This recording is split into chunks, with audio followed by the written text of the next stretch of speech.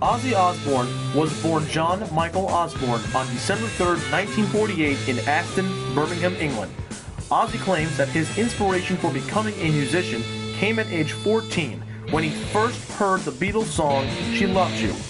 Ozzy has been quoted as saying, "As soon as I heard She Loves You on the radio, I knew I was going to be a rock star for the rest of my life." Ozzy and bassist Geezer Butler formed the band Rare Breed in 1967, but the band broke up after only 2 shows.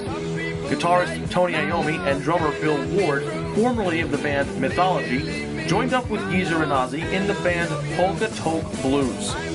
Renaming themselves Earth, the group eventually settled on the name Black Sabbath in August of 1969, after Earth was booked on a show with a band of the same name. Black Sabbath's self-titled debut album was released on June 1st, 1970, to immediate success, and is widely considered to be the first heavy metal album, featuring classic tracks such as The Wizard, N.I.B., and of course, Black Sabbath. Their second album, Paranoid, featuring a classic track of the same name, as well as War Pigs and Iron Man, was released in September 1970, peaking at number 1 on the UK album charts. Their third album, Master of Reality, was released in July 1971, and featured the classics Sweet Leaf and Children of the Grave. Unfortunately, Ozzy's drug and alcohol abuse was taking a toll on his band and their music, and on April 27, 1979, Ozzy was fired from Black Sabbath. The last album I did with Sabbath was Never Say Die, and it was the worst piece of work that I've ever had anything to do with. I'm ashamed of that album. Ozzy was soon signed to Don Arden's Jet Records and formed his new band, The Blizzard of Oz, in 1980, which featured former Quiet Riot guitarist Randy Rhoads. The band's first album, also titled Blizzard of Oz, was released in the US in 1981 solely under Ozzy's name. Of the 100 best-selling albums of the 1980s, Blizzard of Oz is one of the few albums on the list that went multi-platinum without a top 40 single, due in large part to the longevity of songs like Suicide Solution, Mr. Crowley, and the legendary Crazy Train.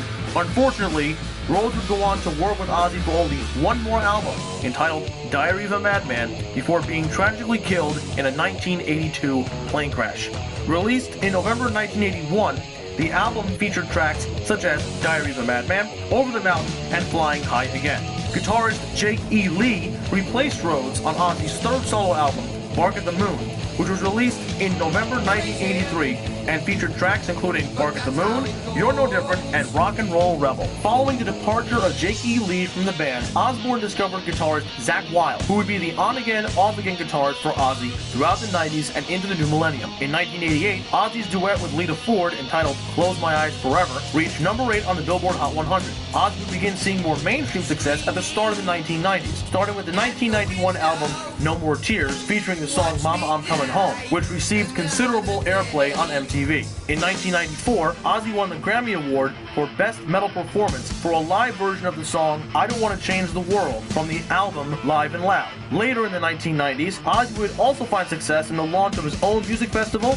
appropriately titled Ozzfest, as well as the launch of the TV show The Osbournes, widely seen as the first reality TV show. That's the way we are. We're the Osbournes. I love it. Ozzy would release 4 albums in the new millennium: 2001's Down to Earth, 2005's Undercover, which is an album solely of cover songs, 2007's Black Rain, featuring the single I Don't Want to Stop, and 2010's Scream, featuring the single Let Me Hear You Scream. Then, in June 2013, after nearly 35 years since their last endeavor, Black Sabbath released the album 13. Ozzy, Tony Iommi, and Geezer Butler worked on the album, but drumming duties were given to Brad Wilk of Rage Against the Machine, as Bill Ward declined to participate due to a contractual dispute. Featuring tracks such as The End of the Beginning, God Is Dead, and Loner, 13 wound up being a milestone for both Ozzy and Black Sabbath, as the album would debut at number 1 on the US Billboard 200 charts. It took us 45 years to get a number 1 in America. I'm in shock of it all. For WICR, I'm Nick Grippo.